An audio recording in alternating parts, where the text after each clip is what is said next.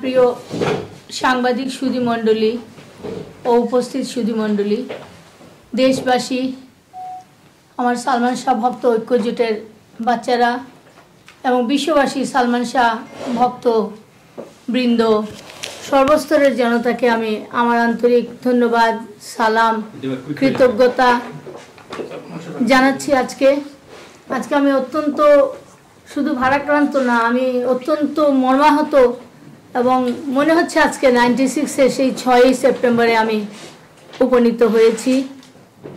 আজকে আমি কৃতজ্ঞ আমার সামনে যে সাংবাদিক যে মণ্ডলীরা এখানে উপস্থিত আছেন, আপনাদের মাধ্যমে আজকে 96 থেকে 24 বছর আমরা সালমান শাহ হত্যার আন্দোলন চালিয়ে যাচ্ছি এবং আজকে এই দুঃখের সময় আবার আপনাদের সম্মুখীন হয়েছি যে আপনাদের মাধ্যমে আমরা বিশ্ববাসীকে তুলে ধরতে চাই, দেখাতে চাই যে আমরা কিভাবে নিগৃহীত হচ্ছি, কিভাবে নির্যাতিত হচ্ছি 24টা বছর ধরে।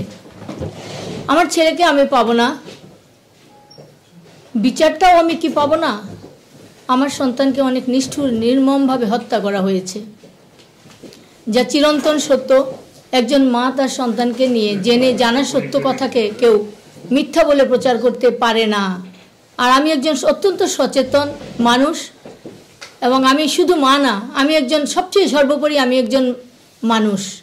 আমি আজকে এখানে বসেছি, আজকে যে কথা বলছি, মা হলে বোধহয় এত কথা বলতে পারতাম না। মার উপরেও মানুষ, আমি একজন মানুষ, আমার দ্বারা একজন মানুষ সৃষ্টি হয়েছিল। এই মানুষটা বিশ্বকে পরিচিত করেছে, বাংলাদেশকে, আমার পরিবারকে, আমার বাঙালি পরিবারকে, আমার দেশকে বিশ্বের দরবারে নন্দিত ছিল। বর্তমানে কয়েকজন মানুষ নিন্দিত করতে চাচ্ছে